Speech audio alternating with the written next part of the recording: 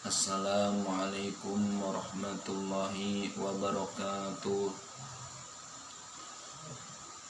Saya perkenalkan, nama saya Ahmad Mujaki Firdaus. Ingin mempresentasikan hasil tugas qiraat pribadi ke dosen Bu Pika atau Miss Pika. Baik, saya mulai saja. Hukum membaca ta'awud dan basmalah. Pertama, membaca ta'awud menurut mayoritas para ulama ahli sunnah wal jamaah atau NU Nahdlatul Ulama, sunnah di saat mulai membaca Al-Quranul Karim, baik bacaan tersebut dari awal maupun dari pertengahan surah atau pertengahan ayat. Surah lah dibilangnya kalau itu mah, surah, pertengahan surah-surah lainnya. Membaca ta'awud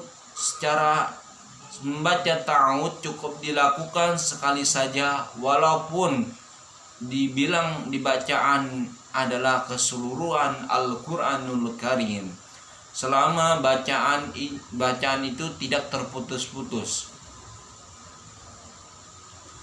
Maksudnya, ketika kita baca Al-Quran dimulai dari ta'awud, basmalah, terus menerus ayat-ayatnya, surah apa, ketika kita ada halangan terputuslah bacanya. Ketika kita melanjutkan lagi membaca Al-Qurannya, lebih wasolnya, lebih afdolnya kita baca ta'awud lagi, lalu basmalah. Insya Allah barokah. Apa yang kita baca, walaupun kita masih belajar hitungannya, itu masih dimaklumin. Yang penting kita masih menuntut ilmu. Thalabul ilmi farizatul ala kulli muslimin wal muslimatin. Yang kedua, membaca basmalah adalah sunnah muakkad setiap membaca awal surah kecuali surah At-Taubah. Surah At-Taubah tidak ada basmalahnya, lalu dibacanya langsung ayat pertama. Yang ketiga, ketika mulai membaca Al-Quran dari pertengahan surah, diperbolehkan membaca basmalah atau meninggalkannya. Tetapi membaca basmalah lebih afdol, lebih utama tuh, dengan menyebut namamu ya Allah yang Maha Pengasih lagi Maha Penyayang. Kaidah keempat, diperbolehkan untuk memilih antara menggabungkan mewasalkan ta'awud dan basmalah lalu ke awal surah, atau mewakafkan, misalkan di mana poin ini dibagi menjadi empat wajah bacaan, yaitu contohnya seperti ini. Saya contohkan. Yang ke satu adalah wasul jami', yang menyambungkan artinya mewasalkan bacaan ta'awud, basmalah dan awal surah. Contohnya saya ambil dari surah At-Takatsur. A'udzu billahi minasy syaithanir rajim. Bismillahirrahmanirrahim. Alhaakumut takatsur. Itu contoh yang pertama. Contoh yang kedua, qat'ul jami', yaitu membaca ta'awud di waqaf. Waqaf artinya berhenti, membaca lagi basmalah di waqaf, akhirnya berhenti, terus dilanjutkan awal surah. Saya ambil dari surah Al-Alaq. A'udzu billahi minasy syaithanir rajim. Bismillahirrahmanirrahim. Iqra bismi rabbikal ladzi khalaq. Nah, itu saya ambilnya.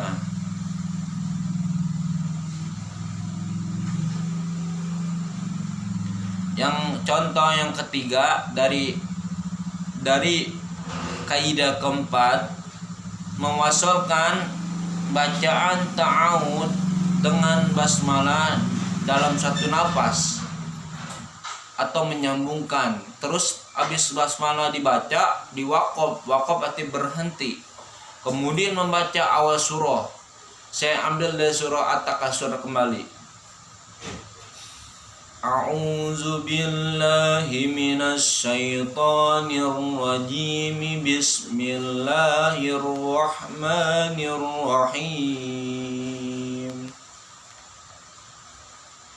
Alhaakumut takatsur. Nah, itu contoh yang ketiga. Contoh yang keempat namanya membaca ta'awud di waqaf. Terus kemudian mewasalkan menyambungkan basmalah dengan awal surah tersebut.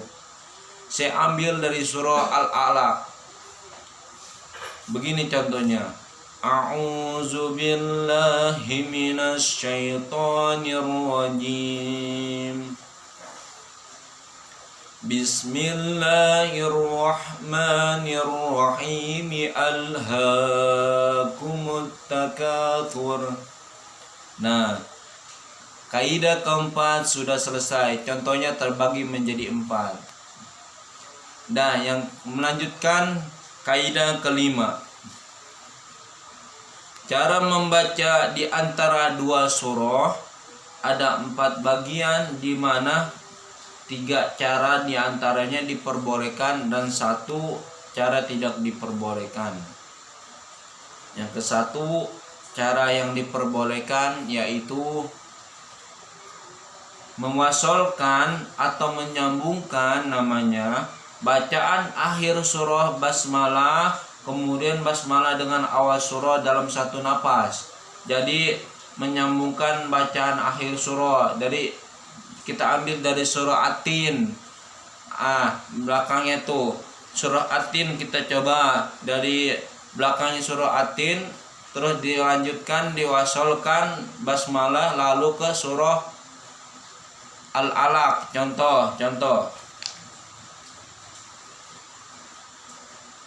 Alaihissallahu biahkamil hakimin. Bismillahirrahmanirrahim. Iqra bismi rabbikal ladzi khalaq.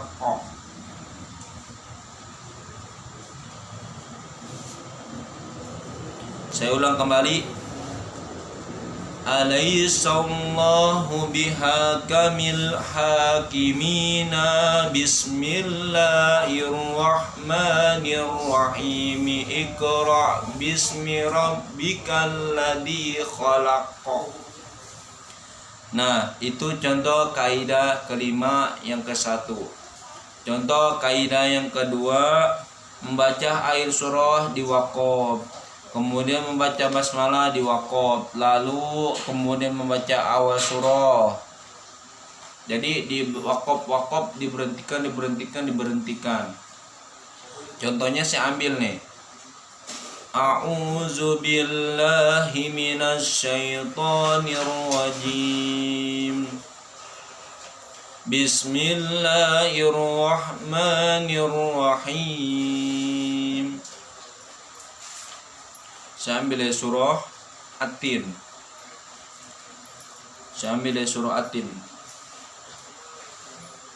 Wattini wazzaitun. Tuh, itu contoh yang kedua dari kaidah kelima. Contoh yang ketiga dari kaidah kelima yaitu mewakafkan di akhir surah. Kemudian mewasolkan antara basmalah dengan awal surah, memutuskan bacaan akhir surah dalam satu nafas, dan menyambungkan bacaan basmalah dengan awal surah dengan satu nafas yang lain gitu. Maksudnya saya perjelas di akhir surah, kemudian Nah, kemudian dari akhir surah dibaca, kemudian diwasolkan kembali dengan basmalah gitu. Kayak tadi contohnya. Malah dengan awal surah membutuhkan bacaan akhir surah dalam satu nafas. Gini contohnya. Contohnya saya ambil dari surah Al-Ikhlas. Contohnya saya ambil dari surah Al-Ikhlas, dari kaidah kelima, contoh yang ketiga saya ambil dari surah Al-Ikhlas. Begini contohnya. Wa min syarri hasidin idza hasad. Bismillahirrahmanirrahim. Qul a'udzu birabbin nas. Jadi kayak tadi, hampir sama kayak tadi. Jadi akhir surah dibaca, lalu ini mah diwaqaf, berhenti, terus dilanjutkan basmalahnya diwasolkan ke surah tersebut. Surahnya mau surah apa silakan. Saya contohkan kembali untuk kaidah kelima. Contoh yang ketiganya begini. Baik, saya akan melanjutkan dari kaidah kelima, yaitu contoh yang ketiga. Contoh kaidah kelima yang ketiganya, membaca akhir surah terus lalu basmalah diwasolkan dengan surah yang lain. Saya ambil contoh dari akhir surah Al-Ikhlas, terus basmalah diwasolkan dengan surah An-Nas. Contohnya seperti ini. Wa min syarri hasidin idza hasad. Bismillahirrahmanirrahim. Qul a'udzu birabbin nas.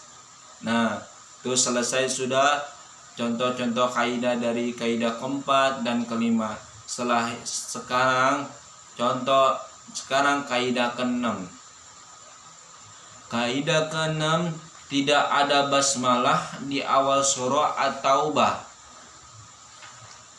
Lalu tetapi cukup membaca ta'awudz saja ketika membaca dari surah tersebut. Adapun cara membaca akhir surah Al-Anfal dengan awal surah At-Taubah, membaca 3 wajah atau 3 contoh bacaan tersebut. Saya contohkan 3 bacaan tersebut. Yang ke-1 saya contohkan.